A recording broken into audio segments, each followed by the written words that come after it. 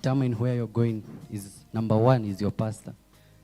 Your pastor will determine where you're going and how far you will go, because somehow he has your keys.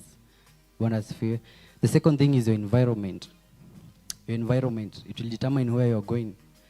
That's why you see kuna place walizaliwa and you can tell where they are going because their background, their environment can tell.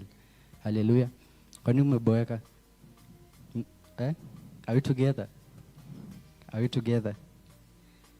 Yeah. So give me your energy, give me your time, give me your gas, your carbon and oxygen. So the third thing is the level of exposure. What do you know? What do you know matters? What do you know? Your level of exposure. Then the other thing is access to resources. Like, you know, when you are able to have access to resources, you'll be able to learn more and more and more and more. Praise God. So that was just by the way. And Bruce Lee once said that I don't fear a man who practices 1,000 kick. I fear a man who practices 1,000 kick 1,000 times every day. Born as fear. And let me give you a story. There's one man alikuwa anaenda from a certain city to another city na alikuwa anatumia train. So in the of when alikuwa anaenda kuboard hiyo train, one of his shoes ikatoka. Kiatu yake moja ikatoka. So train ikakuwa ishaenda, so hangeweza kuchukua. Akasema kama hii imetoka wacha nirushe hii nyingine. Praise God. Akachukua hiyo nyingine ya left akarusha pia hiyo. So please, venye alifika kwenye alifika akaulizwa iko wapi viatu? Akasema nilirusha zote mbili juu mwenye atapata apate zikiwa mbili. Hallelujah. Are we together? So let us talk about influence and visibility. Influence and visibility. Who knows what is influence? Nani anaweza jaribu? What is influence? What is influence? Are we together? Yes, Charles.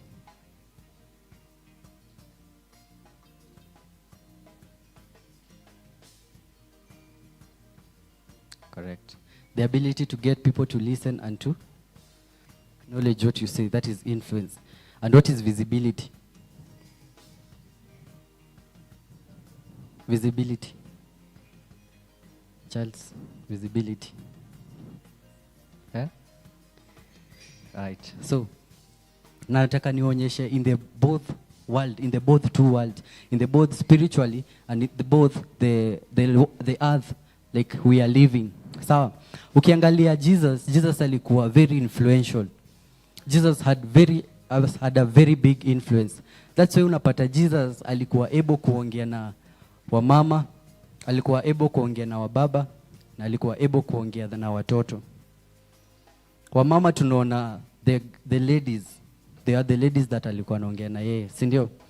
Tukikuja wa baba alikuwa na influence na disciples. Tukikuja kwa watoto alikuwa na influence with that boy who had 2 little fish and 5 loaves of bread. Praise God. Are we together? Are we together? So in this topic I want to teach you 7 F's. 7F, letter F. 7F that determine a man. If you have influence, if you want to have visibility, if you use this 7F, you are good to go. Praise God. The 7F. Number 1, friendship. The first F is friendship. The first F is friendship. In this friendship, you need to have a balanced friendship. You need to have a balanced friendship. Who are your friends? Ni wangapi? Who are you working with? What type of your friend are you working with? Like, are they influencing you or are they taking you out of your purpose? Praise God. Are we learning? Are we together? So, nokiangalia, even the last thing that Jesus did, he sat with friends together. The last thing that Jesus did, Jesus hakufanya kesha the last time. The last thing Jesus did, he gathered his friend together. And we call that the Last Supper. Sindio? He gathered the Last Supper Then they ate together with friends, and then he proceed to the next level. Hallelujah. Praise God. And there's once a story that there was once a mechanic and a professor. So the professor gari yake ilikuwa imeharibika, na akataka juu alikuwa anaenda meeting at 8 na gari yake ilikuwa imeharibika. So alikuwa na mekanika wake, akapigia huyo mekanika akamwambia ni aje kuja home nitengeneze gari imeharibika. Then mekanika akakuja akatengeneza, then everything was okay. Then the time he was going to pay him, the mechanic told him, no, don't pay me. I want one thing in return. You've said you're going to a meeting. Yes, I'm going. So when you go, let me come and whisper to your ears, so that, like alimwambia ukisimama pale mbele nitakuja ni whisper kwa your ears, and I assume I'll tell you something. Akasema, like, what's that now? Akasema okay, ni sawa, we kuja. Akaenda mekanika akakimbia akachange nguo, wakaenda kwa meeting. Professor alikuwa na meeting. So kwa hiyo meeting professor amesimama, it was his turn to talk, and akatoa speech. He talked and the mekanika akakam akawhisper kwa masikio yake. Alikuja tu akawhisper akarudi. So the end of the day, people waliona kumbe huyu makanika akona access ya this guy, ya this professor. So people wakaende huyo makanika, nataka kufikia huyo msini zampata aje. And believe me or not, hiyo day the mechanic got more than, like, alikuwa anauza gari. That day the mechanic sold all his cars yenye ilikuwa kwa garage, aliuzia wale watu. So you see that friendship matters. Praise God. Friendship, we've said the first F is friendship. Friendship matters. Like, who are your friends? Unajua nilikuja ku notice that tukigrow kuna vitu hatukuintroduciwa we were not introduced to. Tukigrow tulikuwa tunaambiwa drugs ni mbaya, hizi ni mbaya, nini. But there is something that we did not, hatukufunzwa the way we will approach greatness. Praise God. Hatukufunzwa the way to approach greatness. Hatukufunzwa, like, msembigi akikuja hapa saa hii, how will you manage? How will you talk to him? How will you stand? Praise God. Kwa nini nikuulize, unasikianga meetings zimefanyika, but hiyo meeting ni ya vijana kujeni, achaneni na drugs. Kwa nini kusikwe na meeting ya kujeni kila mtu avae suti? Let us talk about business. Praise God. Are we together? Tuko pamoja? Are we ready for the second F? Yes? So the second F is finance. The second F is finance. For you to be influential, you need to have money. Amen. Welcome. For you to be influential, you need to have money as a youth. Praise God. Si eti umeitiwa form kesho, unashanga utatoa happy fare, unashanga utafanya nini ndio ufike. Like, that's why save the little that you have. Tunabonga matubongi. Hapa hakuna kujamiana, si ndio? Ambia mwenzako leo umekuja kusotiwa. Mwambie leo umekuja kusotiwa. Na hakuna kujamiana. So, the finance, as a youth, like, have money. You know, the cloth of Jesus was too expensive that the Roman officers were fighting for it. Can you imagine how expensive that cloth is? Ndio msee akuje apiganie nguo nimevaa. Is that cloth really cheap? No. Hata ukiangalia Jesus alikuwa more, he had money. Tebu niambie, like, let us talk. Niambie saa hii ndio mtu akule, like, ndio ukule tuseme tu lunch. How much will you need? Like, around how much? Ndio ukule ushibe poa. How much lunch? So utashiba. Like, ukule poa na ushibe. Islando. Sawa. Na huko kwingine punch, ndio. Acha tusende sana, tuweke tu for so. Tebu imagine how Jesus was rich, that every day he used to feed his disciples for 3 years. Jesus alikana disciples for 3 years. And every day he was feeding. Tebu wewe multiply hiyo for so times how many years do we have? How many months? How many days? 365 days in a year, sindio? 365 times 3, then times 400. See how Jesus was rich. Unajua tulikuja sometimes tunekiangwa Jesus sometimes anafanyangwa akaeni kama alikuwa maskini. Ukienda Catholic unapata amehangiwa hapo na boxer. Jesus hakuwa anavaa like Jesus was rich. He was very very rich. Praise God. And in the other thing is that Jesus alikuwa anatembea na boat. Si ndio? He used to alikuwa anatembea na boat, right? Wangapi wanajua bei ya boat ya mafuta ni ngapi? Boat ya mafuta price yake, it's expensive, it's not cheap. Praise God. And Jesus alikuwa anatembea. So what am I saying? I'm saying that before people call you, they will need to see your results. Huwezi kuja like umeitwa in a boardroom. A boardroom is where businesses are exchanged. A boardroom is a place where money is there. Praise God. Huwezi to a boardroom then unakuja ni kama like kuna venye people they will look at you. Are we together? So as a young man and a woman, have money, save. Are we learning? Uliza jirani yako kana nasotiwa. Unasotiwa ama bado? Yeah. So the third F is failure. Failure. We are talking about the 7F that determine a man. The third F is failure. How do you manage your failure will determine how you will be influential. Praise God. How you manage your failure. Like, see it, yes, today you may fail, then you lose hope. Fail, wake up. You know, there is a one character of an eagle. An eagle, it always faces the storm. Eagle, ikiona storm inakuja ile side, inaenda hiyo side. Haitatoroka, itaenda hiyo side. So when failure comes, like, approach it with love. Praise God. And can I show you 2 ways on how to manage failure? Can I show you 2 ways on how to manage failure? Number 1, eat. Kula vizuri. Hata kama hujalipa rent, we kula.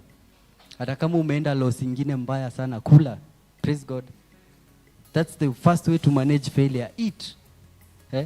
Umetoka chao, like umetoka kutafuta job, hujapata nini. Ukienda home usianze kukasirika. Number 1, kula. The second thing, sleep, lala. Praise God. Sleep. Yes, hujalipa rent, but lala place utapata. Praise God. Umeenda loss ya job, hujapata customer nini. Lala. Praise God. And number 3 is identity. Understand, identity here is whereby we understand that we are not all called the same. Like ukiona mimi ni make success na wewe bado huja success, know that you are coming and you might come more higher than me, than my level. Praise God. Identity. Praise God. Identity. And there are 4 types of identity. Wacha nipitie kidogo alafu tuende the next point, right? Identity. The first identity is incomplete identity. Hii incomplete identity ni time identity unapata ukigrow kuanzia the day 1 to 17 years old hapo. So we call that incomplete identity. Kwa nini inaita incomplete? Kwa sababu it is 50% right and it is 50% wrong. Praise God. Incomplete identity. Namaanisha nini nikisema incomplete identity? Hapa ni place uligrow ulikuwa unaambiwa na mzazi usiwahipeana kitu, like usiwahipeana kitu shule. That's why wazazi wetu sometimes walikuwa na build structure, like usiwaiomba mtu kitu kwa shule. Unapata amekubaia raba, sharpener, ruler, zote uko nazo, usiwaiombana. Hallelujah. Hapa ndio tulipata kujua uchoyo ni nini, kwa sababu tuliambiwa wewe usiwahipeana vitu zako. That's incomplete identity. Hallelujah. Are we together? Umeboeka? Mko sawa? I'm talking about incomplete identity. Incomplete identity in a place ukienda shule ulikuwa unaomba msee raba anakupea na kuambia vuta na hiyo side ya blue usivute na red. Kwa nini? Kwa sababu home hivyo ndio ulilelewa ukafunzwa kuanzia mtoto. Are we together? Yes. Let's go to the second identity. A minute. The second identity is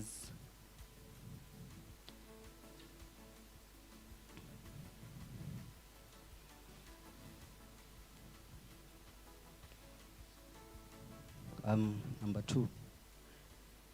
Just a minute.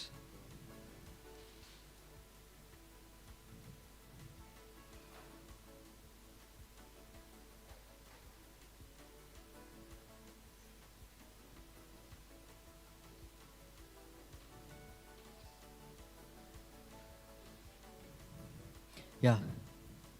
Sorry for that. The second identity. Ya kwanza tumesema ni incomplete. Sindio? The first identity is incomplete. Number 2, the second identity is influential identity. Influenced identity. Influenced identity. Ini identity gani? Ini identity enye tulikuwa influenced from the movies that we used to watch. Ini identity enye tulikuwa influenced from what we used to see. Nakumbuka time hii movie ilikuwa inaitwa Fast and Furious venye ilitokea. Ulikuwa unaona mavijana wametokea na vest, alafu wamedunga chain wakijitaoni Van Diesel. Alafu unapata msia ameenda kwa gym na inua chuma kwa sababu anataka kuweka Van Diesel. Praise God. That is influenced identity because we were influenced from something. Nakumbuka time venye Odi Dance, song ya Odi Dance ilitoka. Mavijana walikuwa wanaanza kutembea hivi. Kwa nini? Because we were influenced by that their identity. Are we together? Nakumbuka tena hizo time zetu tulikuwa tunaenda tukitoka shule 6 tunakimbia home tunafungua Citizen soap opera. Tunafungua soaps tuna watch. Alafu kesho like, ulikuwa ukiwatch hivi unasikia the desire ushike demu potee na yeye because that thing it is influencing you to do something. Venye masongs zilitoka unapata msia anaanza kujitagaza, anaanza kujita Andruli. Na wewe ni John Kamau, wewe si Gaza. Praise God. Kwa sababu hiyo kitu ilikuinfluence in a very deep way. Are we together? Hadi sasa jana ulikuwa umewatch soap, kesho ukienda shule msia anakuomba raba unamwambia may you please kindly have it. Kwa sababu ulisikia jana alikuwa anaitwa nani? Alejandro alikuwa anaongea kizungu ingine noma. So jana yake msana kuomba raba anamwambia may you please kindly have it kwa sababu that thing ilikuinfluence. So we are in influenced identity. Praise God. Are we together? And the other thing is the other identity is distorted identity. Ini identity because some of us tuli grow up na wounds. Some of us tuli grow up hatukuona mzae. Some of us tuli grow up hatukuona mama zetu. Some of us tuli grow up na pain. Ulikuwa unachapwa kila saa, ulikuwa unatandikwa. Kila kitu kipote hivi kwa nyumba ilikuwa tu wewe. So uta grow up na hiyo wound. Distorted identity. Praise God. Distorted identity. Unapata hadi saa angalia kwenyu. Kuna ule kazini yako moja mwenye anafanya ngwa maid huko kwenyu home. Like yeye ndio ataenda achunge ng'ombe, yeye ndio atakata nyasi huko, yeye ndio atachuna miwa, yeye ndio atafagia nyumba ya ng'ombe. That is a distorted identity. Kwa sababu wacha nikwambie like philosophy, psychologists wanasema in the first 1 to 17 years old, like kana mzazi wako, usipeleke mzazi ushagoa manini, because the way you'll go, when you go that side you won't be treated the way your mother and your father will treat you. Right? Are we together? So psychologists wanasema at least stay home, ufunzwe home. Praise God. We're in distorted identity. So let's go to the 4F. The 4F is faith. Influence. If you want to have influence, you must have faith. If you have to have visibility, you must have faith. Influence requires faith. It takes faith to invite people knowing they won't come alafu wakuje. Like it also took faith for the team inviting people for today, knowing that wanaweza kosa kukuja, na wakikosa kukuja, you get that point. And I remember there is once a time we were to do a conference. One time we were to do a conversion. Ilikuwa in one of the biggest hotel in Westlands, yeah. So wangapi wanajua Benny Hinn wa Lubengo? Anybody? Benny Hinn wa Lubengo. So he was the founder of that vision. So I remember one time tulikuwa tunataka kufanya that meeting, and the budget of that thing was 2.2 million. Everything ikate was 2.2 million because tulikuwa to gather more than 5,000 youths. Praise God. And the budget was 2.2 million. Then the day tulienda kwa hoteli tukasikia hiyo ripoti that we are required 2.2 million. Tukaangalia account yetu tuko na 15,000. Like Benny Hinn was there, like he was about to give up. But one of the person akamwambia, Benny, don't give up, let us pray. Let us pray and have faith. Tukaomba. Mwingine akatoa idea akasema, Benny, tuingia live TikTok. Since you have many people, since you have influence, ingia live, ilikuwa Facebook, si TikTok, ingia live Facebook. Then tell the people in Facebook that tomorrow we are having this event and we are required to have 2.2 million. That is the budget, but in our account we have 15,000. So tukaomba. Then after kumaliza tukeka till number hapo, people supported nini. So after tulisema amen, the money that we had now, it was around 165,000. So bado tukaangaliana, the budget is 2.2 million, and that event was very big. Akina Pio Lolelumba was there, Dr. Wale was there, Ezekiel Mutua was there, Professor Pio Lolelumba alikuwa hapo, Reverend Julian Kula alikuwa hapo pia. So that event was very big. So tukaenda tukalipa hiyo deposit, hiyo 165. Tukawaambia hiyo ingine tutajaza tukimaliza. Pastor T alikuwa. So tukawalipa, tukaanza event. Kesho yake mayouth walikuja. Since hadi hatukuwa na do, so hatukuweza kukata for lunch kwa sababu si unaona we are required to have some millions, but we have 160. So tutatoa wapi do ya food? So tukaingia tukaanza kuambia vijana, leo tunakuja kula content. Leo hakuna kula chakula, leo ni kukula content. Benny akauliza wangapi wako na njaa ya content, wote wakainua mkono. Wangapi wako na njaa ya chakula, hakuna mwenye aliinua. Hadi wewe huwezi inua. Praise God. So we did that event, and I remember the last speaker was Reverend Julian Kula, the founder of Rema Feast. He was the last speaker. Venye alimaliza kuongea hivi akauliza Benny, what's the balance of everything? Akamwambia I'll sort for you that. Na hivyo ndio clear everything without debt. Praise God. So what am I talking about? I'm talking about faith. Like faith, it takes faith for the team to invite people, for the team to invite you guys, and for you to accept and to come. Praise God. Are we together? Are we learning? So the fifth F is fear. Namalizia, the fifth F is fear. You may have the fear of being misunderstood. Hallelujah. Fear. Like, sahi unaweza kosa kuja kusimama hapa mbele kutoa presentation kwa sababu unaogopa. Praise God. And it's okay.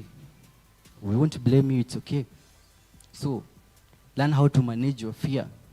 Praise God. Learn how to manage your fear. Na tukimalizia, the sixth thing is fatherhood. The sixth F is fatherhood. The sixth F is fatherhood. Fatherhood. So by fatherhood, be very careful who you call your mentor.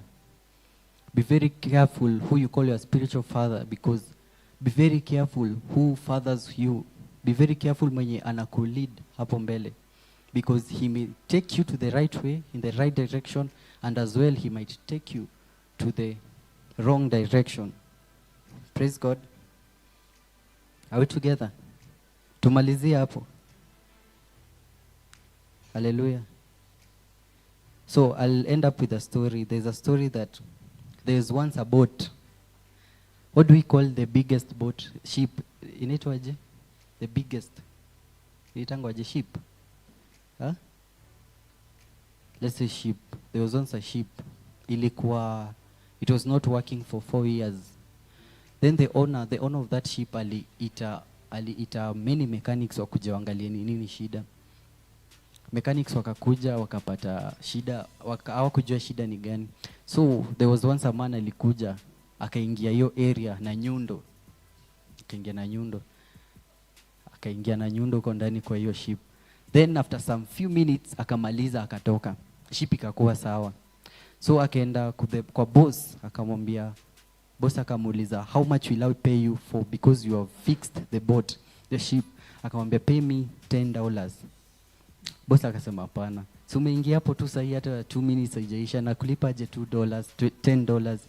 Akamwambia, so the person akamwambia, boss, hii kitu akamexplainia the $9 utanilipa kwa sababu I studied this, study hii shida for 29 years old, and the $1 utanilipa kwa sababu niligonga na nyundo the right place, siku miss. Praise God. And the sheep was okay. Na akamlipa hiyo $10. Are we together? So as always, my speech is always short like a mini skirt and long enough like a dress to cover your essentials. I've come to the end of my time, and so thank you for your time, thank you for listening. Mshinde poa, sawa? Amsiboeke. Sawa. Have a good day.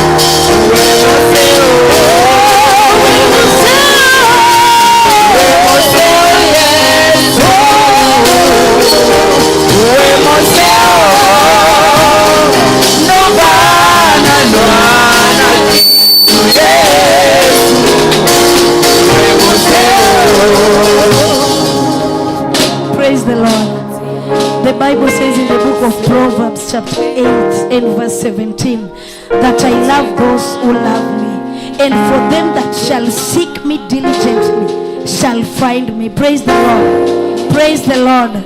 Wangapi hawajaokoka?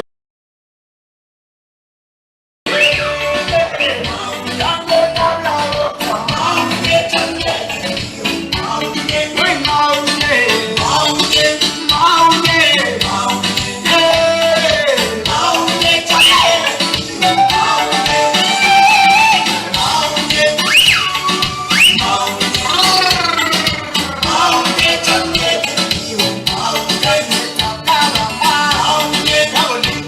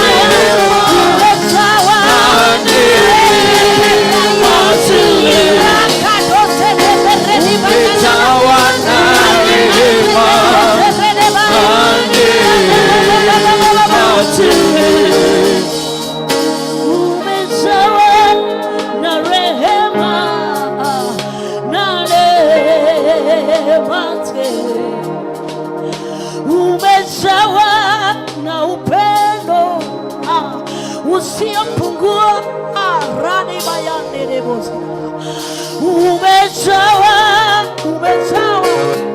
Umejawa rika pada doseleda raka shatarani bayande imakadia nanaya reke pegia na doseleda.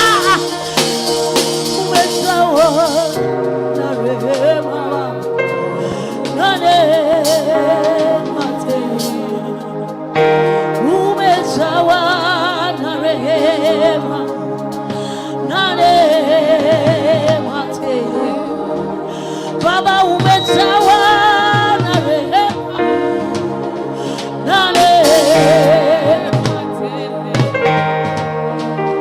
Mbele zako ninainama, mimi ninakuabudu. Mbele zako ninainama, mimi ninakuabudu. Mbele zako ninainama, ishara yako nyenyekea. Mbele zako tunainama Yesu, ishara kwamba wewe unaweza. Mbele zako Yesu, mbele zako Nabii, mbele zako Bwana Baba, mbele zako, mbele zako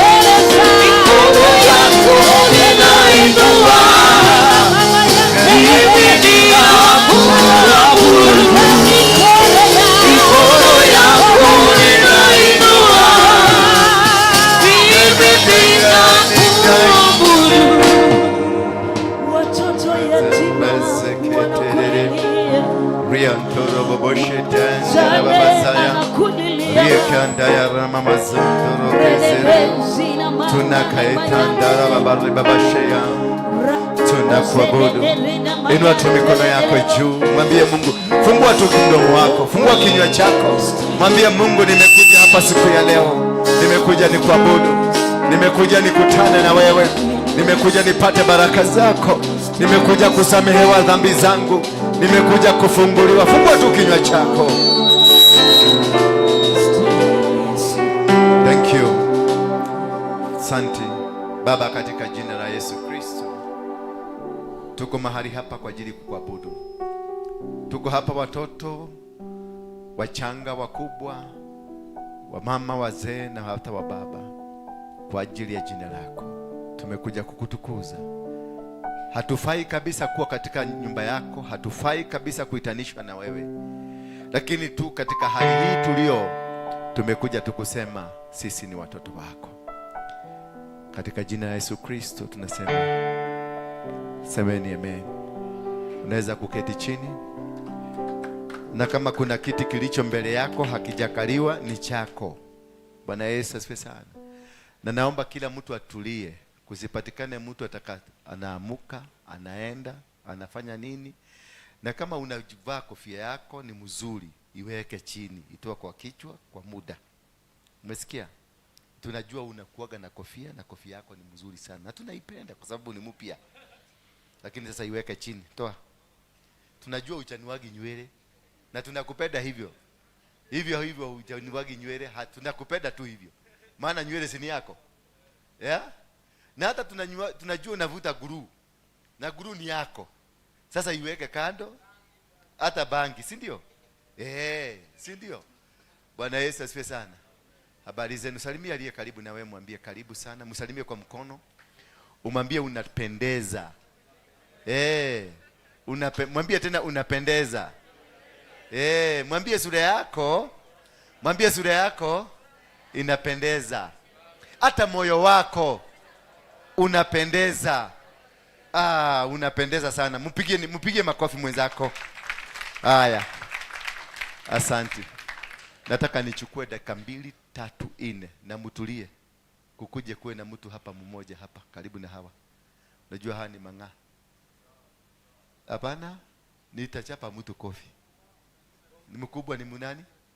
Simama hapa. Hapa. Ukiona mtu anapiga kelele, unagoga kichwa ngoto. Si ndio? Asante sana. Mimi naitwa mtumishi wa Rwenge, na ninawapenda sana, na nipenda kuwaona tena hapa. You're just wonderful people. Sema, I am a wonderful person. Wonderfully created and wonderfully loved by God. Nataka kukufundisha tu kitu kimoja kidogo sana. Najua hamupendi kanisa sana. Mnapenda? Na hamupendi kusoma Biblia sana. Na hamupendi kuhubiriwa sana. Lakini mimi nataka nikuwe rafiki yenu. Umetulia sasa. Mimi nataka nikuwe rafiki yako.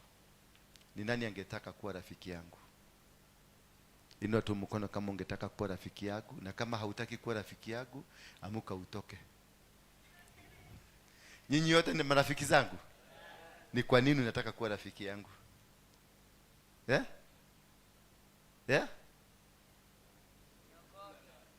Nisaidie nikuonyeshe. Leta nikuonyeshe. Nifundishe mtu na hii. Nataka kuwafundisha kitu hapa. Asante. Sasa sababu nataka ukuwe rafiki yangu ni kwa sababu kuna wakati nilikuwa kama wewe. Bwana Yesu asifiwe sana. Kuna wakati nilikuwa katoto kadogo. Katoto kanini? Kadogo, kalikuwa kananyonya, kalikuwa kanalia, kalikuwa kanapiga makelele. Katoto kale kalikuwa kabaya. Bwana Yesu asifiwe sana. Nikaenda class 1 nikasoma. Nikaenda class 2 nikasoma. Nikaenda class 8. Mimi ni wa class 8. Mimi si wa EBC. Ni EBC yenu ni EBC? CBC. Mimi si wa CBC. Mimi ni wa class 8. Nikasoma. Nikaenda form 1 mpaka form 4 nikasoma. Lakini baada ya kumaliza form 4 nilitoka nyumbani. Mama yangu aliniombea lift ya lori ya mafuta. Na akaniwekea cabbage 2 na viazi kagunia kadogo, kale ka fertilizer kale kadogo. Akaniambia nenda Nairobi kwa kaseni yako. Nikakuja Nairobi mahali panaitwa Mweki kwa kaseni yako. Nikaenda kukaa huko. Nilikuja na mboga gapi? Cabbage 2 na waru kama mgorogoro 2. Kale kadogo tu. Bwana Yesu asifiwe sana. Nilipokuja nilikutana na kazeni yangu, nikaanza kuishi pale. Sasa kazeni yako alikuwa Koniman. Sema Koniman.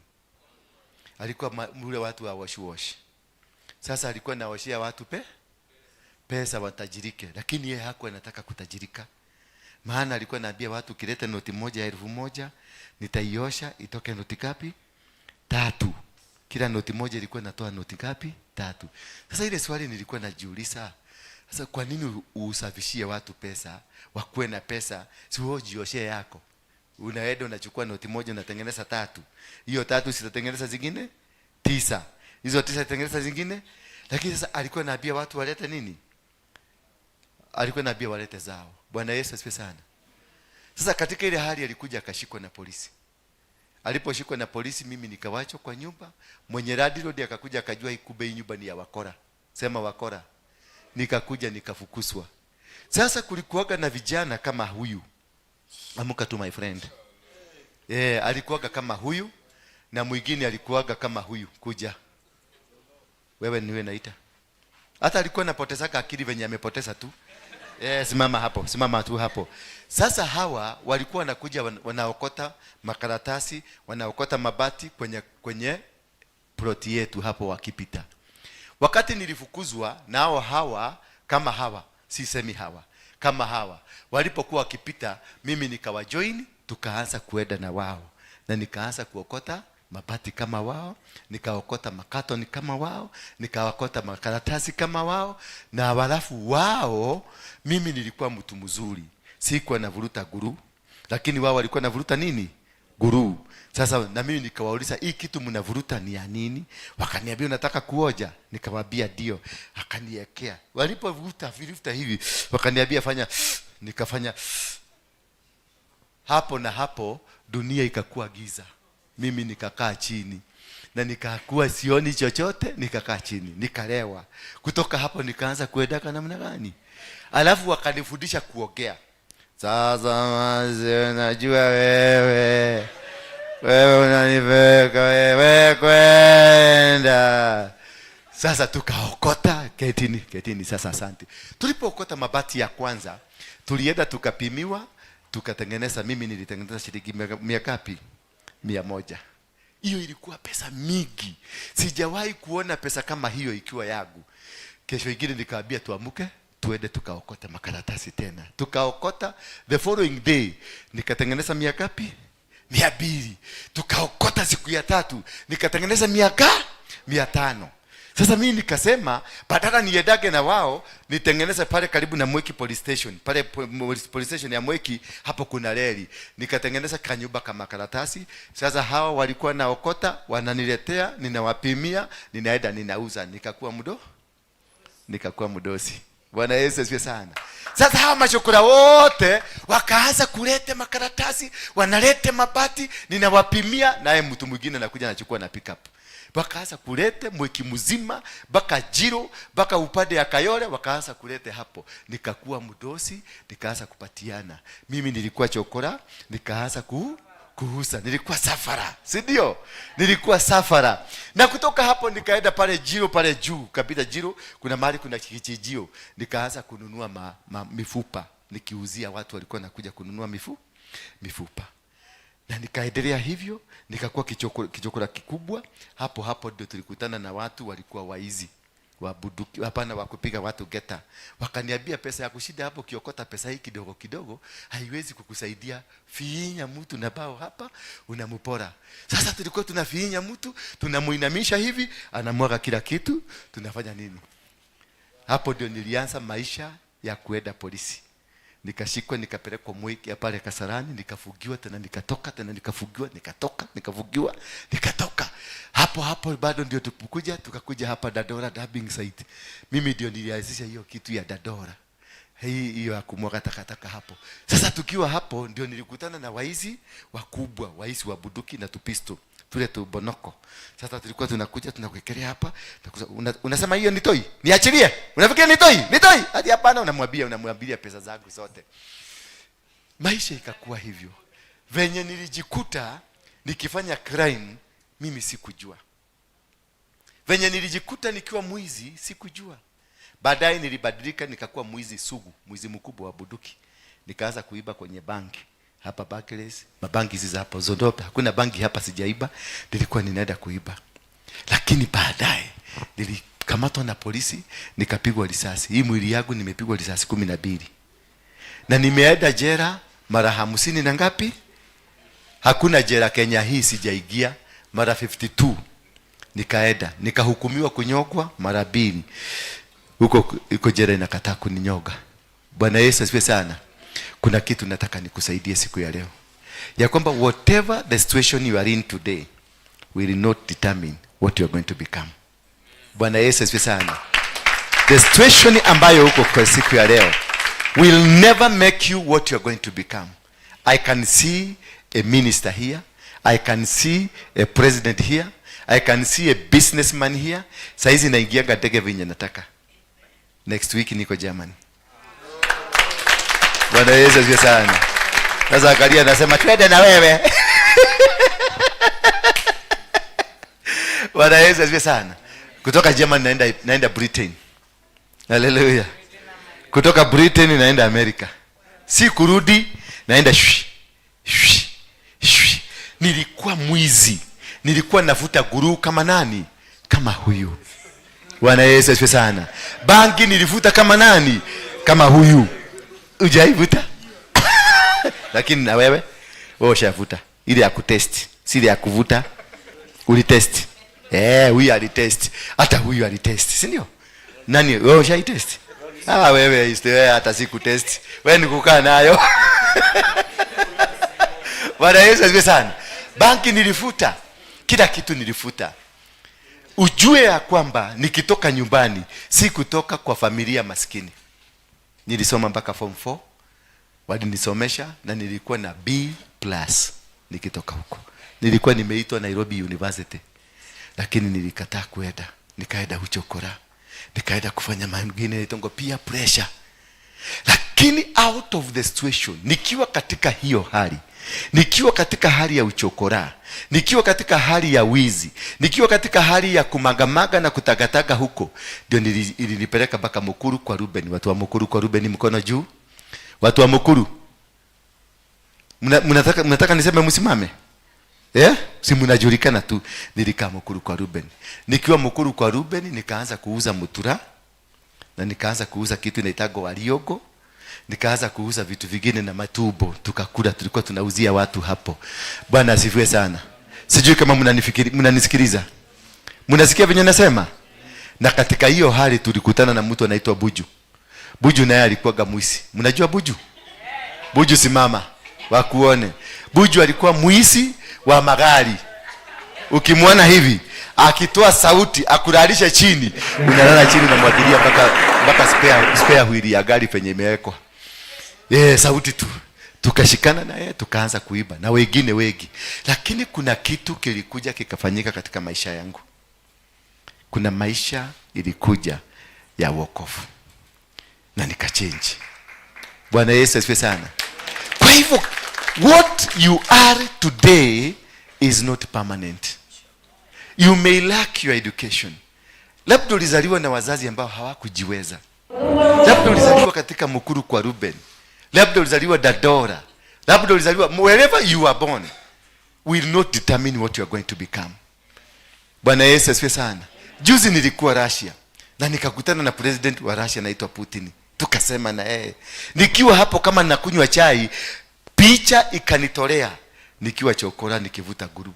Mahali nilikamana aliniambia nikalie kiti, nikakalia kiti. Ile hali ya Mukuru ya kule Kasarani ya kuvuta guru, wakati nilivuta nikakaa chini, nikajiona movie, ni kama movie, kama nimekaa chini na huyu ni president, the most powerful president in the world. Bwana Yesu asifiwe sana. So you will become, tell your neighbor, you will become. If only you determine what you want to be. You choose. Life is life. You choose life. When you nataka kukua, you choose it. You can make it. You can become a business mogul. You can become a top politician. You can become a preacher. You can become somebody very special in the world. Hakuna si mama yako atakusaidia. Si baba yako atakusaidia. It is you and your God. How do you take your life? How do you look at yourself 5 years to come? Yes, wewe ni kamwizi. Yes, wewe ni pickpocket. Yes, wewe ni kamusherati. Yes, wewe ni kamukora. Ndio leo ni mukora. Hata biguni Mungu anajua wewe ni mukora. Usifikirie Mungu ajui. Na Mungu anajua wewe ndio utakuja kukua preacher wa kesho. Ukiwa mkora bado Mungu anajua ni nini. Sasa yeye anaogojeaka tu umalizane na ukora ukuje padi hii ingine. Bwana Yesu asifiwe sana. Kwa hivyo huyu Mungu wakati alikuja kwangu, alikuja na akanibadilisha. Ndio hapo ndio nikaendelea, nikakuja nikakuwa kiongozi wa kundi haramu. Sema kundi haramu. Ni kundi gani haramu Kenya hii? Mungeke. Wangapi walikuwa Mungeke hapa? Wewe ni mmoja. Kataa niseme. Bwana Yesu asifiwe sana. Nikakuwa mkubwa na nikakuwa mtu mkubwa sana hapa Kenya mzima. Baka President Moi na President Kibaki na President Uhuru walikuwa na kuniita kuja tuongee tupage hiji. Hata saa hii Ruto amenipigia simu hapa, ananiambia tuende tukae tupage hiji. Nikamwambia mimi siendagi ni kwa kasoko na siwezi kula pesa yako. Mimi si mkolino.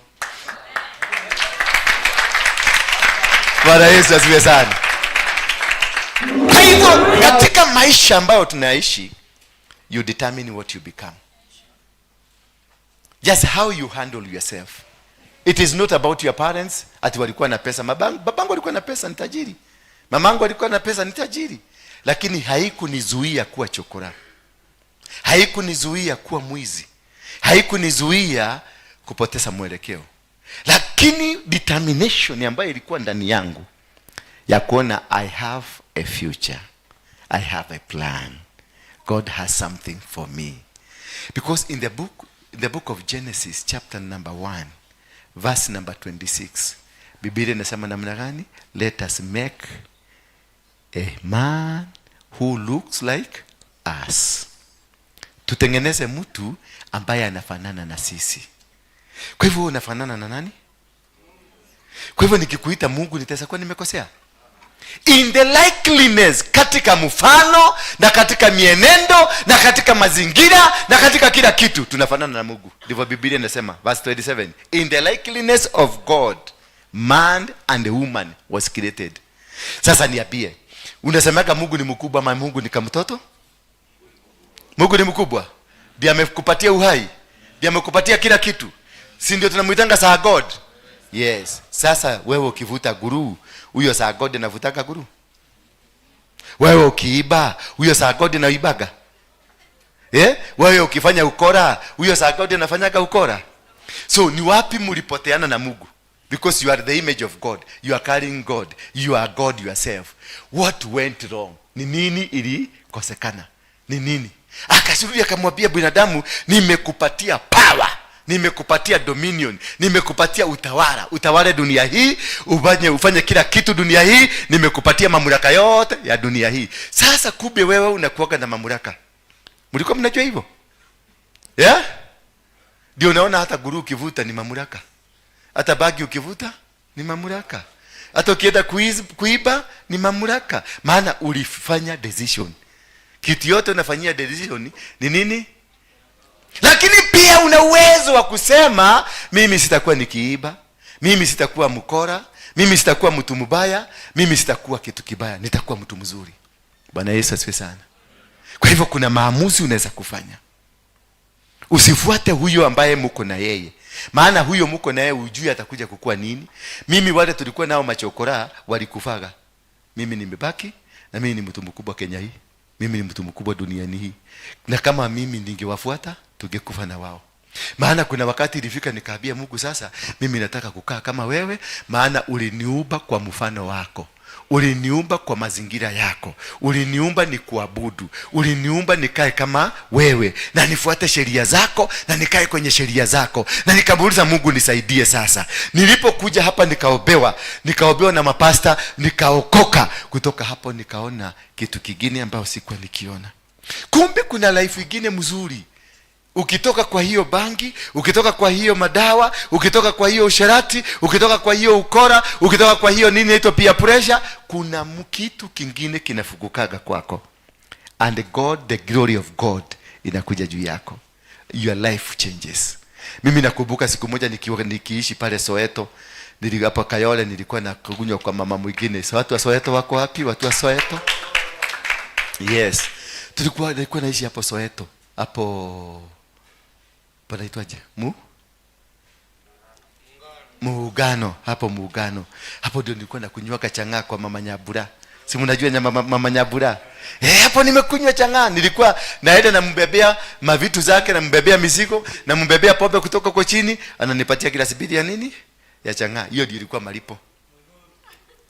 Inaitwa nini? Moihoru. Kumbe mnajua. Waka uzito. Kumbe mnajua. Sasa hiyo kazi nilifanya. Nilikuwa namchotea maji. Nilikuwa namuoshea nyumba, ananipatia glasi mbili ya nini? Ya moihoru. Ya moihoru, ni moihoru. Bwana asifiwe sana. Lakini huyu Mungu hakuniwacha. Huyu Mungu alinipenda.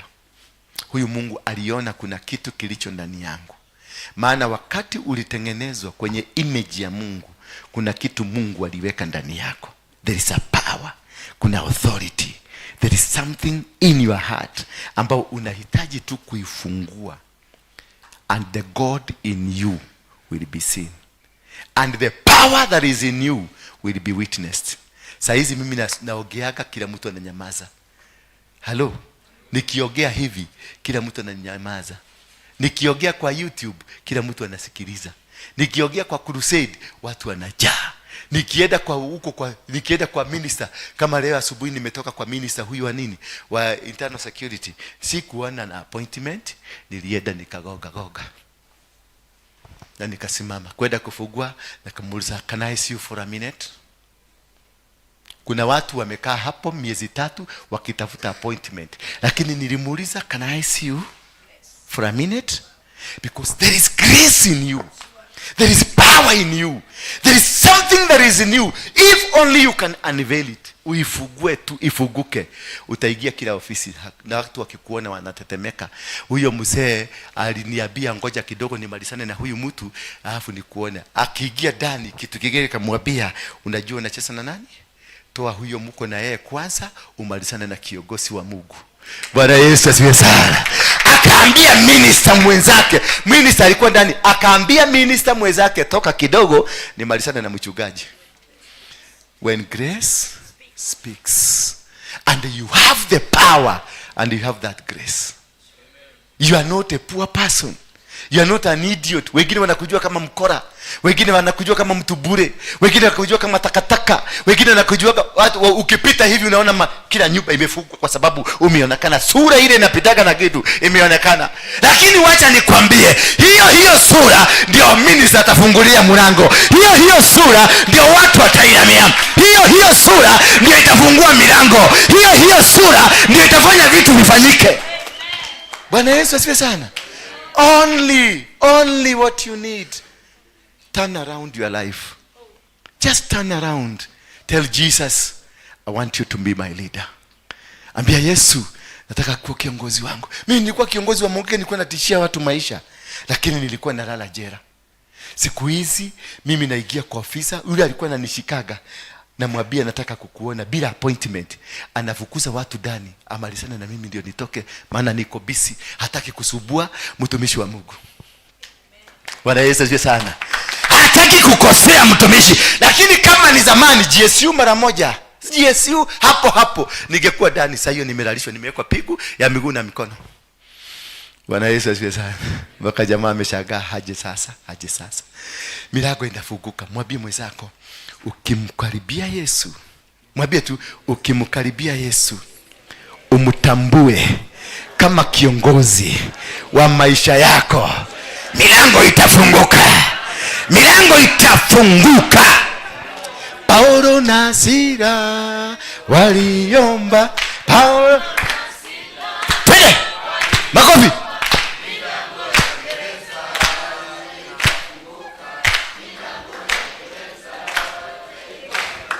Paulo na Sila waliomba, milango ya gereza ikafunguka. Kwa hivyo uko na power ndani yako kubadilisha milango. Uko na power ndani yako ukiingia mahali hata wakakufungulia, maana walikuwa wamemfunga miguu na mikono, lakini aliomba, milango ikafunguka, madirisha ikafunguka, miamba ikabomoka na kila kitu kikabadilika. Bwana Yesu asifiwe sana. Ni nani anasikia utamu wa neno? Nasikia utamu. Ni wangapi wanasikia Yesu akiingia ndani yako maisha yanaweza kubadilika? Yeah? Ni wangapi wanaweza taka kuwa na huyo Yesu? Inua tu mkono wako useme, mimi nataka nikuwe na huyo Yesu. Simama kama unataka kukuwa na huyo Yesu. Kutoka leo maisha yako ibadilike leo. Simama na miguu yako. Yesu aingie ndani yako. Yesu abadilishe maisha yako. Yesu afanyike kitu kwako. Yesu abadilishe what you are. Yaani nyinyi wote mlikuwa hamjui Yesu? Kai. Hamuko mnamjua pawa yake? Hamuko mnajua siri yake? Sasa umejua siri. Siri ni kumjua Yesu. Kuongoza hiji ni siri kumjua nini? Hata mimi nimesikia raha. Hebu gusa kifua hivi. Usikie raha kama mimi. Haleluya. Kuja tu hapa mbele nikuombe. Kuja tu hapa. Pagia laini, kuja wewe, kuja hapa. Sasa paga hapo laini.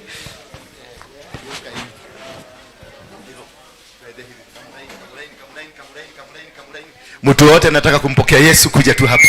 Si mlisimama tena mmekaa chini? Kwani shetani amekuzungumzia? Kama unajua shetani hajaongea na wewe, simama. Kama ulikuwa umesimama na unajua shetani si rafiki yako, kuja hapa. Na kama ni rafiki wa shetani, shauri yako. Nataka watu wote wakuje. Wale kama ulikuwa umeinuka unataka Yesu aingie katika maisha yako, abadilishe maisha yako. Uache ukora. Uache kuishi maisha mabaya. Bwana Yesu asifiwe sana. Ndio chukulie pale. Haleluya. Bwana Yesu asifiwe sana. Kumbe kama kumbuka hiki kimurao store. Hii nitakutengenezea. Kwa bili yangu nitatengeneza hii nywele vizuri kabisa. Hautanyoa. Hata Yesu alikuwa mnati dread. Si ndio? Hata Yesu alikuwa mnati. Yesu alikuwa mnati. Ama si akwa mnati? Bob Marley alimbaje akasema emancipate yourself from mental slavery. None but yourself can free your minds. No fear for atomic energy, cause none of them can stop the time. How long shall they kill our prophets? And where will we stand as and watch? Prophet. Where will we stand aside? Some say it's part of the book. We've got to fulfill the book. Hello. Unajua who are the prophets? Do you know who are the prophets? You are the prophets. Wamekupatia dawa, wamekupatia bangi, wamekupatia maisha mbaya, wamekudhurumisha, wamekudhalilisha. You are the prophet. This is a prophet of God. Naona huyu mjamaa? This is a prophet. Huyu ni yule ameimbiwa na Banin Wila. Hallelujah. They want to change my identity. Najua hiyo wimbo? Do you have that song? Do you have that song? Emancipate, they want to change my identity. Anyone can do. Because I believe nyinyi ni manabii. I believe you are the kings. I believe you are great people in the society. I believe you got the power. Hallelujah. I believe you are the prophets of the nation. I believe you are the business people. Nyinyi ni matajiri. I can see you driving Mercedes Benz. I can see you driving Prados. I can see you becoming great people. But only what you need is to change your destiny, to change your life, to change the way you look at things. Na maisha itabadilika. I want to walk with you. Wakati niliokoka, somebody alikuja akasimama na mimi. Akaniambia wewe ni mbaya, akaniambia wewe ni jangili, akaniambia wewe ni criminal, but I am going to walk with you.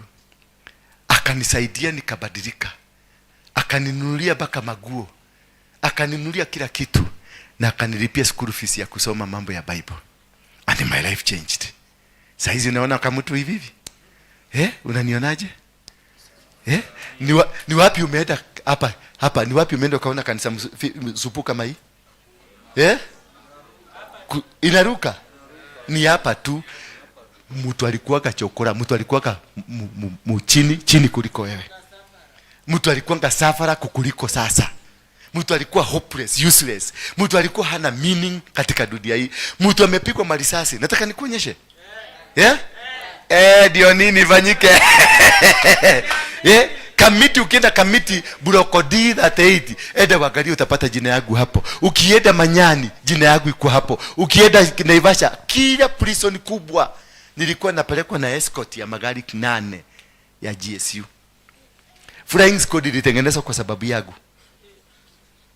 Flying Squad ile kwekwe, unasikianga ilikuwa inaitwa kwekwe na Eagle na Reke. Reke ni ya president. Eagle na kwekwe zilitengenezwa kwa sababu yangu, kung'ang'ana na mimi, kujaribu kuniua, lakini hawakuwezana na mimi, maana kuna kitu kilio ndani yangu alitaka. Sasa nani angekuombea uokoke? Kama wangefaulu kuniua, nani angekuombea? Kuna mtu angekuombea? Siwachana nao. Umepata hiyo song? Emancipate ni gani? Ni Bob Marley. Ni gani? Identity. Weka kata identity. Yeah, nataka tusikie. They want to change my identity. Wakati walikuletea hizo vitu zako zote, they changed your identity. Sasa leo nataka kurudisha that identity to you, so that you can become the person that God created. Because when they took away, walikunyaganya power yako, wakakubadilishia majina, wakakuita vitu vingine, wakabadilisha identity.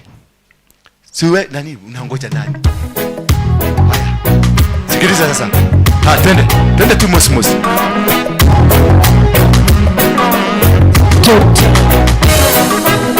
they want to change my identity.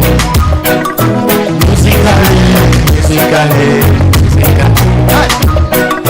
So they want to change my identity. Musically.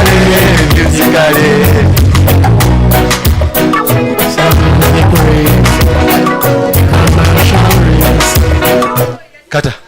Umesikia? So they want I to change my identity. Wadi physically. Sasa kama sasa huyu amekunywa bangi for example, huyu amekunywa dawa for example, huyu amekunywa kitu. Have you not changed your identity? Ulitengenezwa uvute bangi? Ulitengenezwa kunywa madawa? Ulitengenezwa kule guru? Kwani wewe ni bao ukulake guru? Wewe ni bao ukulake guru? Jaba, watu wa jaba. Buzi, wewe ni buzi. Unaweka kitu wako na unafura huko na kago, unafura unaomba unakaa kama buzi. Bwana Yesu asifiwe sana. Huyu Mungu wako mbinguni anajua kusamea watu. Ile makosa yote umefanya dunia hii, hata kale kasichana ka wenyewe ulirepu, Mungu atakusamehea. Hata ile kitu ya wenyewe uliiba, Mungu atakusamehea. Yule mtu uliita kubwa takataka. Mimi bado naongojea, kuna watu watatu hapa nimeambiwa wako hapa. Wewe leta hiyo kofia yako. Wewe leta hiyo kofia hapa. Leta hiyo kofia hapa. Kuna ukuje hapa, kuja hapa haraka. Kuna watu wengine wawili, kujeni tu. Kuna wasichana wawili wanajaribu kuamuka, anasikia kiti inawaka moto hapa chini. Itaki kumwachia, na ni shetani. Na ulikuwa unafikiria kujiua. Stress imekuwa mingi, ni kama unachukiwa kwenu, ni kama haupendwi. Kuja tu, kibia na kugoja. Kibia na kugoja, maana hiyo spirit ni ya kifo, inakuja iko kwako na wanataka kukuua. So they want to kill you physically. Kuja tu haraka, kama unajua ulikuwa unataka ulikuwa unafikiria naweza kufa, ulikuwa unataka kukufa. Ni wewe? Kuja. Si yeye tena. Achana na huyu. Inua mikono yako juu. Tuinue mikono juu. Nataka tuombe from your heart. From what? Because I want you to change. Na nataka kutembea na nyinyi from today. Muniambie, tutakaa pale chini na nyinyi, muniambie address yenu, namba yenu ya simu. I'll be calling you. I want to see you tomorrow hapa kanisani, tuweze safari pamoja na nyinyi. Hivyo tu na maguru zenu na mabagi zenu, tuende safari, muone kama hamuta change. Hallelujah. Inua mikono yako juu, sema Bwana Yesu, mwana wa Mungu, nimekuja mbele zako kutubu dhambi zangu. Mimi nimekuwa mbaya, sikufuati siku nyingi, nimetenda matendo yasiyo manufaa, lakini leo nimekuja mbele yako kuungama dhambi zangu. Bwana wa mbinguni, na kuomba unisamehe, nishike mkono. Wewe shetani, kutoka leo mimi si wako tena. Mimi ni wa Yesu. Semeni amen. Sasa najua umeokoka. Yaani kitu simple tu. Kitu simple. Yaani ulikuwa unafikia ni shindano na dungwa? Ulikuwa unafikia lazima dunga shindano? It is that simple. Now you are saved. Yes. Amen. Haya, acha nikuombe. Baba, katika jina la Yesu Kristo, ninawaleta watoto hawa mbele yako. Uwe msaada kwao, uwe baraka kwao. Kuna siku kama hii nilikuwa chokora, kuna siku kama hii nilikuwa mwizi, kuna siku kama hii nilikuwa mtu ambaye hatakikani kwenye jamii. Waliunganika jamii yote wanimalize, lakini uliniokoa. Nakumbuka wakati nilikuwa OTC, waliniweka ndani ya tairi wanichome, lakini ukaniokoa. Nakumbuka wakati mmoja nilibeba mafi nikatishia watu, lakini ulinibadilisha. Ninajua hata hawa wanaenda kubadilika. Najua hata hawa wanaenda kuwainua tena. Najua hata hawa wanaenda kuwafanya kiumbe kingine. Ninakuja kinyume na nira na every foundation ambayo imetokana na misingi ya kifamilia, misingi ya kimaeneo, misingi ya kitamaduni ambayo imewafunga wachawi waliowafunga, na maeneo yote yale yaliyotumika katika kuwafunga waganga na wachawi waliohusika katika maisha ya watoto hawa, minyororo ambayo ilihusika kuwafunga. Mimi nilikuwa nimefungwa na nikaingizwa ndani ya mungiki na nikakuwa mtu ambaye ni jangili, mtu afai, lakini haukuniwacha. Ulinisaidia. Sasa umenifanya mchungaji kwa ajili ya watu kama hawa, nikuwe msaada kwao, nikuwe neema kwao. Na kutoka leo Baba, na kuomba tu unipe ruhusa, unipe mamlaka, unipe uwezo nitembee na watoto hawa, in Jesus mighty name. Sema amen. Sema amen. Thank you. Sasa wewe, hebu msalimie mwenzako, mwambie nimeokoka. Imagine. Mwambie imagine nimeokoka. Imagine. Mwambie imagine. Imagine mimi sasa ni Mkristo. Sasa mtafanya hivi. Nendeni pale, mchukue kila mtu kiti akae hapo, muandikwe majina. Nataka kuwajua sasa, tukae na nyinyi, tuende safari na nyinyi. Kibieni pale tu. Chukua kiti. Usirudi kwa kiti, usirudi kukaa chini, uende pale. Kama ulikuwa umesimama, ukirudi hapo mimi nitajua wewe ni mkora na wewe si mtu wa Mungu. Enda pale. Asha, nataka majina hao haraka. Yes. Nyinyi wengine simameni niwaombe. Simameni tu kwa miguu yenu miwili. Inua tu mikono yako. Ufungue kinywa chako, ujitetee mbele za Mungu. Just ufungue tu kinywa chako, umwambie God, nisaidie nikujue. Just open up your lips. Keyboard, open up your lips. Thank God. Tell God, I want to serve you. I want to become that vessel that you have chosen. Why you created me, that is what I want to become. Mwambie, I want to become that great vessel. I want to become that vessel for your purpose. Ukue katika purpose ya Mungu, ukue kwenye misingi ya Mungu, ukue kwenye upendo wa Mungu. Baba, katika jina la Yesu Kristo, watoto hawa wako walikuja hapa siku hii ya leo kwa sababu walihitaji msaada wako, walihitaji mkono wako, walihitaji neema yako. Kawaonekanie tena, kawasaidie tena, wabariki tena, waguze. Somebody to sing for me that song. Niguze tena, niguze tena. Huyo tuimbe wimbo huo, waniguze tena.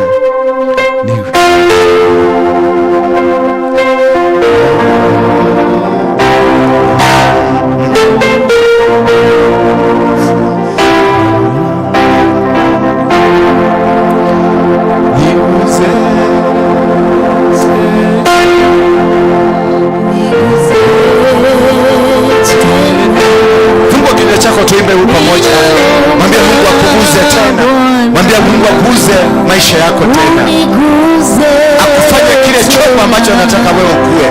Niguze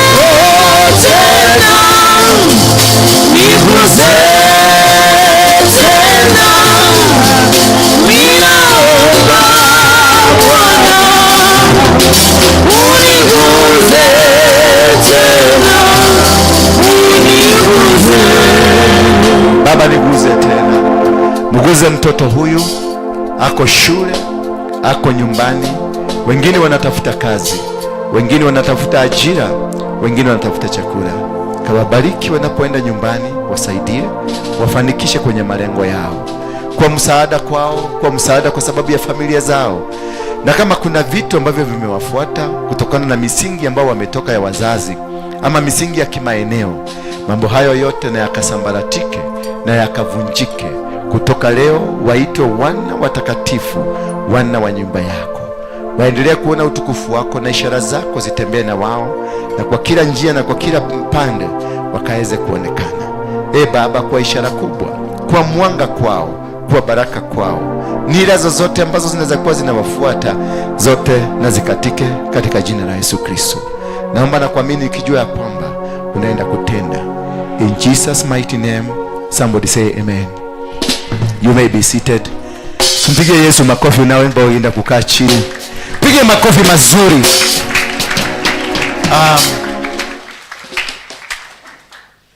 Mumemaliza? Wale wamemaliza kujeni sasa. Kama umeandikwa kujeni hapa, kujeni, kimbieni tu haraka haraka. Nyinyi ni masoja. I want to build, nataka kujenga jeshi. Nyinyi mtakuwa jeshi yangu, si ndio? Jeshi ya nani? Jeshi ya Allah. Sema ni jeshi ya Allah. Bismillahim Irahim. Mimi hata mimi nilikuwa Muislamu, nilikuwa naitwa Ibrahim, lakini nikakuta kule hakuna Mungu. Sisemi wewe ni Muislamu, anasema nilikuwa naitwa Ibrahim, nilikuwa Muislamu. Wakaniambia nifunge bomu hapa kwa tumbo. Osama bin Laden akanifunga bomu hapa kule Mombasa, sehemu inaitwa Lamu. Nikafunga, akaanza kupiga simu na ikaanza kulia ting ting, ikielekea 10 9 8, ilipofika 2 ndio akazima. Lakini by the time azime nilikuwa nishajikojolea, maana nilifikiria alikuwa serious. Unajua kuna jokes zingine zinakuanga ni kama hazifai. Bwana Yesu asifiwe sana. Kuna jokes asifanye nini? Hazifai hata kidogo. Mimi nimewapenda sana. Na nyinyi je? Sioni kama mnanipenda. Sasa nataka hivi kualika kesho kwa ibada ya kesho ya Jumapili. Mnaweza kuja? Wangapi watakuja? Nataka ufike by saa 3 kuwa umefika. Mapema saa 3 saa 4 tukue tumefika. Ina mkono kama utaweza. Yes. Ninataka kualika mkuje. Kuna mpango fulani ningetaka kufanya. Pia ninataka nafanya kitu inaitwa talent search. Sema talent search. Ningetaka kama wewe ni muibaji au wewe ni mtunzi wa kitu, ukuje tutunge pamoja. Nitakusaidia. Kama wewe ni muimbaji, nitakusaidia kurekodi nyimbo. Niko na studio yangu hapa. Bwana Yesu. Amen. Hata sijui ni kwa nini Willy M. Tuva hajafika, alikuwa anakuja, ako njiani. Pia na footballer. Yes. Mko wengi? Sawa, nitawasaidia mpaka msimame. Mtu ako na kipawa chake, ako na kitu ambacho angetaka kidhaminiwe, kiinuliwe kwake. Kuja kesho tupange, tuwe na mipango hiyo. Tuko na hiyo mipango ya kusaidia vijana, wasichana na wafulana. Si ndio?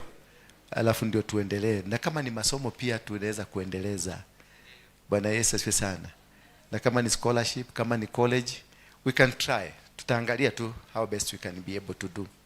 Because mimi pia nilisaidiwa, nililipiwa college. Baada ya hiyo kusunguka nilirudi university. Sasa niko na degree 3. Bwana Yesu asifiwe sana. Niko na nini? Degree 3. Nimesoma. Mimi ni mtu amesoma. Ama unaniona mimi kama ni cockroach? Hapana, nimesoma. Hata wewe utasoma. Umeelewa? Hata utafanya nini? Utasoma. Hata wewe utaenda Amerika. Hata wewe utaenda Dubai. Na utaenda Dubai kufanyika mtumwa, utaenda kununua vitu ulete uuze Kenya. Bwana Yesu asifiwe sana. Haleluya. Na utaenda kuteseka, na hakuna siku utateseka. I can assure you, mimi sijawahi kuteseka. Sijawahi na sitateseka. Kwa nini sasa? Naishi na Yesu, na Yesu ananisaidia. Naishi na babangu ni Mungu na ananisaidia. I'm good with him and he's doing good things with me. Kwa hivyo kesho yule angetaka tutembee na yeye, nimsaidie kwenye program kadhaa hivi. program kama hizo talent search, kama unajua kufanya kitu, kama ni mwanamke unajua kushuka nywele, unajua kufanya vitu kadhaa, we are ready to support you. Tuna hiyo program ya youth. Tuko na foundation inaitwa Mfalme wa Amani Foundation. Mfalme wa nani nini? Foundation. Tulikuwa Nakuru, launch program kubwa sana, na tunaenda launch nyingine pale Jacaranda Kayole. Kubwa sana. Bwana Yesu asifiwe sana. Kubwa sana. Sema kubwa sana. Sema kubwa sana. Tunaenda launch hapo, kwa hivyo nataka jeshi kubwa. Si mnajua tu? Tunataka jeshi kubwa na tu change. Usijalishwe na guru yako tutakusaidia kuvutavuta. Tuendelee tukiwacha pole. Hata kama uko na bangi, tutakusaidia tukuvuta bangi ikiisha. Ikifanya nini? Ikiisha. Hata kama wewe ni wa kichuli, tutakusaidia kuvuta kichuli kikifanya nini? Kikiisha. Si ndio? Ukuje tu venye ulivyo, tutakusaidia. Tusaidiana. Si ndio? Ukuje tu hivyo ulivyo, tutasaidiana, maana ninajua nilikuwa kama hapo. Nilihitaji mtu alinishika mkono na akatembea na mimi. Kama singepatana na mtu mzuri anisaidie, ningerudi hapo na ningekufa sasa. Si ndio? Na kwa sababu sitaki ukufe, nataka Mungu akubariki. Nataka Mungu akufungulie maisha yako, Mungu akubadilishie maisha yako. There is something that God is doing in your life. Thank you very much for listening to me, and I love you. Much love. Thank you. Hey. Thank you very much. Respect. Haya DJ, ama ni nani?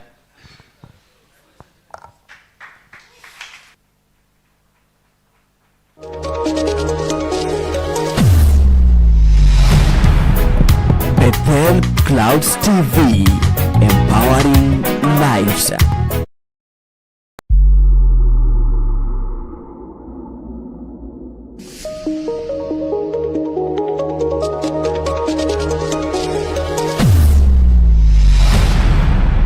Bethel Clouds TV, empowering lives.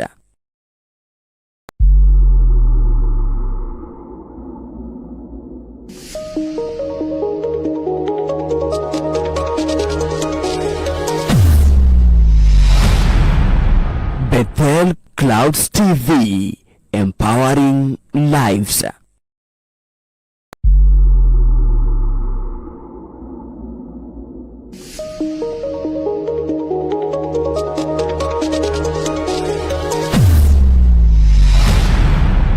Bethel Clouds TV, empowering lives.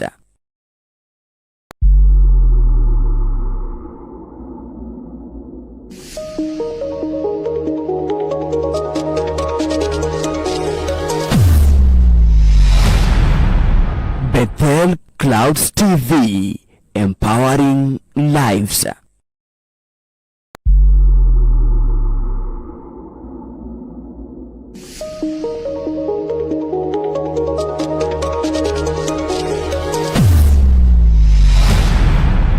Bethel Clouds TV, empowering lives.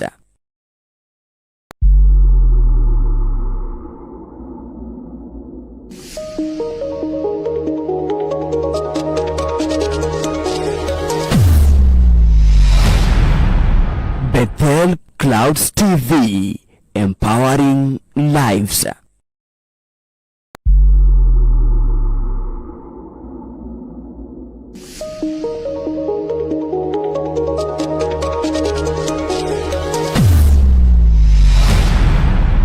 Bethel Clouds TV, empowering lives.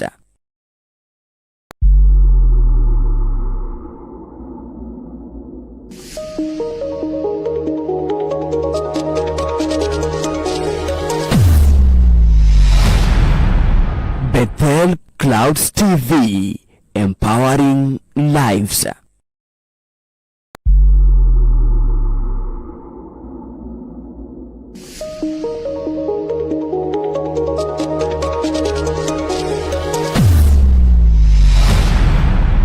Bethel Clouds TV, empowering lives.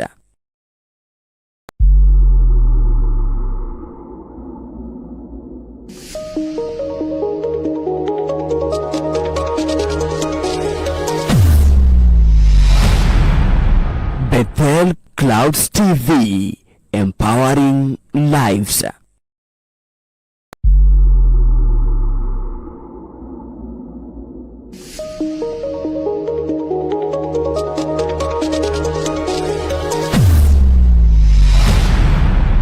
Bethel Clouds TV, empowering lives.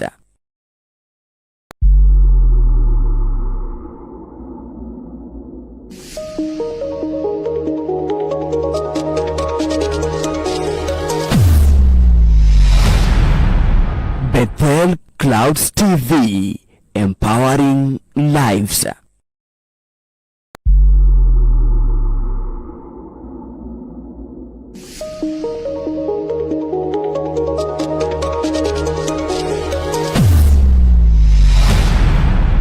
Bethel Clouds TV, empowering lives.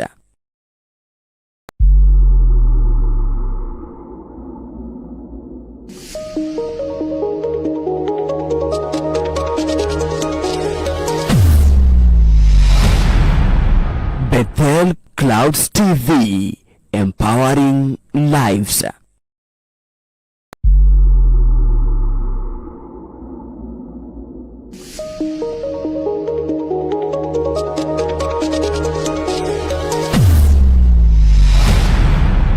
Bethel Clouds TV, empowering lives.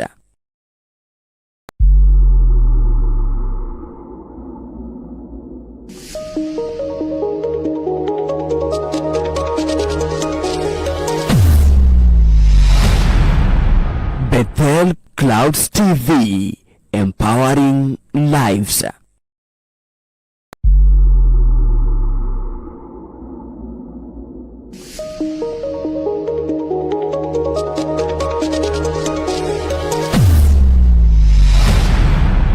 Bethel Clouds TV, empowering lives.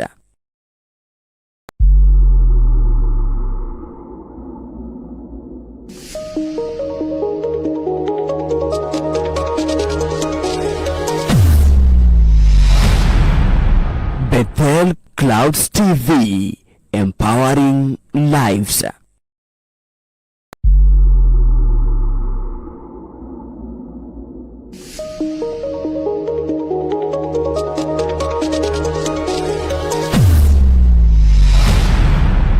Bethel Clouds TV, empowering lives.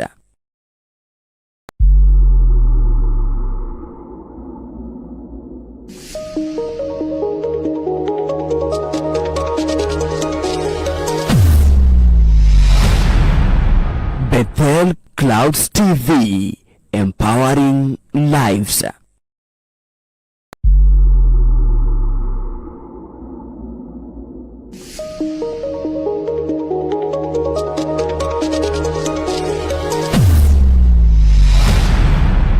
Bethel Clouds TV, empowering lives.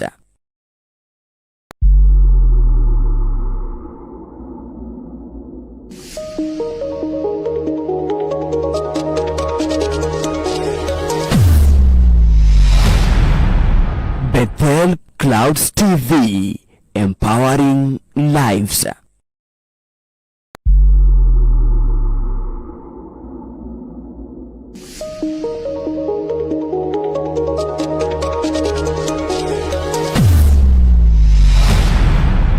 Bethel Clouds TV, empowering lives.